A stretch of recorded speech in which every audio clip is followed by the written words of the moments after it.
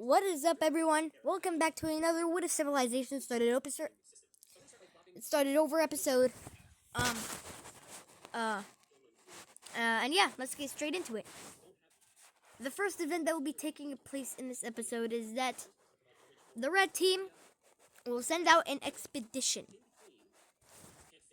Boats coming from this major city and this island go, and they start an epic expedition across the ocean.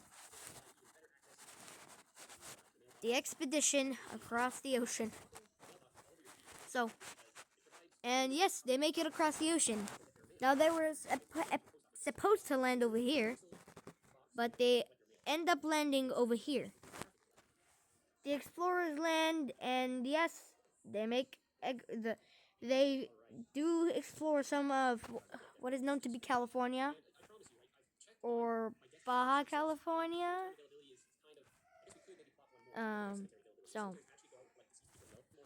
So yeah, this expeditionary team alerts the red team of what they find, and the red team decides to make a colony here. They decide to make a colony here, and their colonial claims. Now, the red team likes the weather over here. It's not too hot, not too cold.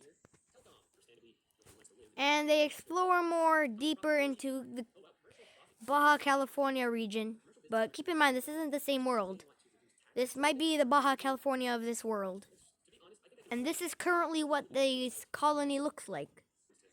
Now, the blue team went rogue. The circle team decides to invade. They decide to invade the Star Alliance team.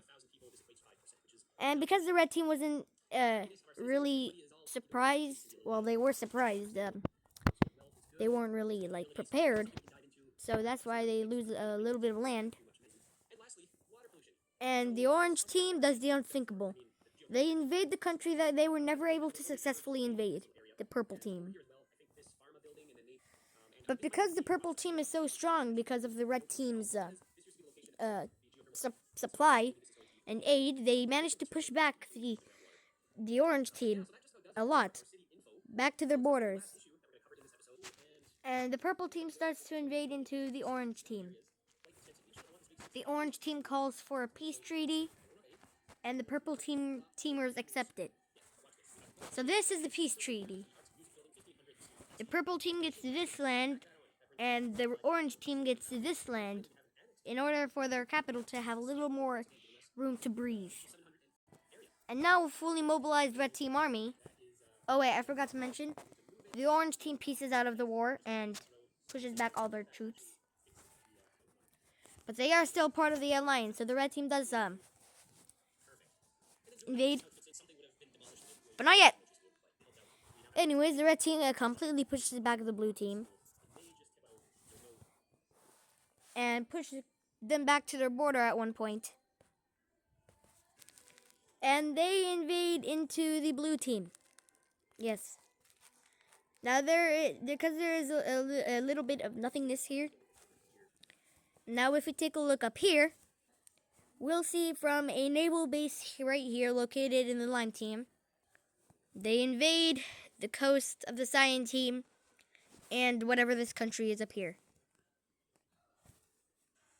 Now, the purple team sees this, and since the red team is busy down here, the purple team is pretty powerful. Don't underestimate the purple team. They're half the strength of the lime team, and the lime team is pretty powerful. And look at that size difference. Look at the size difference between them and the blue team, and they're still stronger than the blue team. Barely. Anyways, the red team still pushes in. And yes, the cyan team does end up pushing back some lime teamers back to the sea. But up here, it doesn't look too good for this country, as their capital gets taken, and yeah, that happens. Sure, a little bit of the country still exists, but that's barely anything. And they end up starting to push into the cyan team. The red team splits the blue team in two, and a stalemate is happened. But up here, a mission is called to re-liberate this beige country thing. But many missions fail. The pink team rises up for the millionth time in a row. And the red team, they're like so tired of this pink team. And that happens. I don't know why the pink team keeps doing this. Like, you're dead, okay? You're dead. Stop. You're not gonna beat the red team. But the lime team is facing some internal issues with this group here that just won't go away. This group here that they're ethnically cleansing just won't disappear.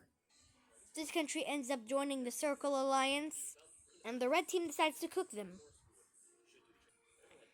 And red teaming troops start to push in just west of this country's capital. Within the matter of a few days, the country's entire western side is already taken, and their capital is stormed.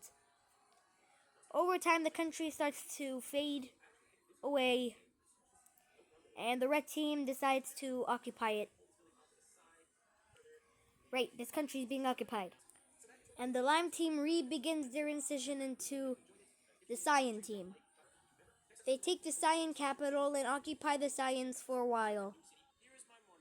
And the red team pushes in into the rest of whatever this part of the blue team is. The former yellow team, if you remember the yellow team. Hopefully you do, because if you don't, then I think you need to see a doctor.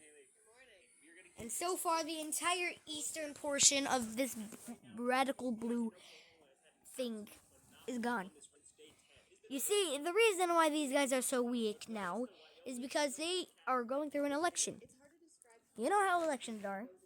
And now there is no current president. They're still on the election. And because there's no current president, no one can really command their military. So they're just fighting. But they're doing the old strategies that, well, would be considered old strategies. You see, they're just not powerful because they're currently in an election and they don't have a president yet. Or should I say a monarchy. Anyways, they do get pushed in a little more because of the stupid election that is ruining their chances of winning this war. So, they're in another stalemate, and if we go look up here, the cyan team is actually doing a good job of pushing back the lime team, but they still have a hold of their capital, which is not good. They re-liberate their capital, surprisingly. But it doesn't stay like that for long, as the lime team, they're pushing in. You're getting cooked. Sorry, but you're getting cooked. They occupy the cyan team for the million, trillion, quadrillion time in a row. So yeah, the cyan team is occupied.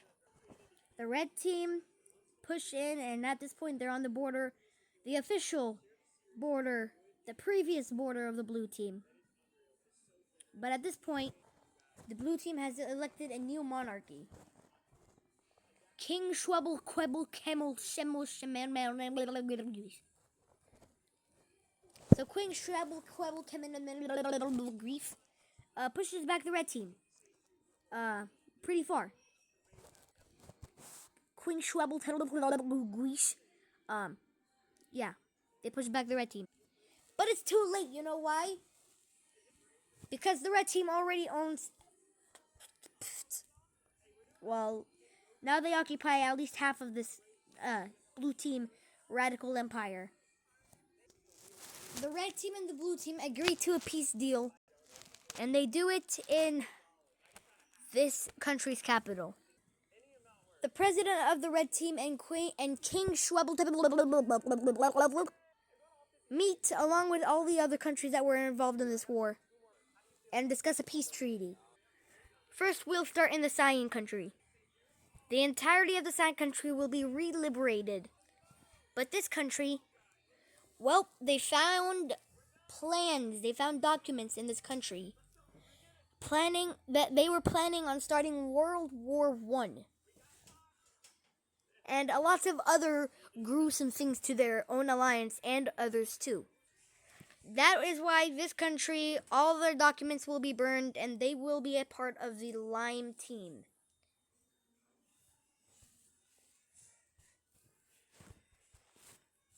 Right.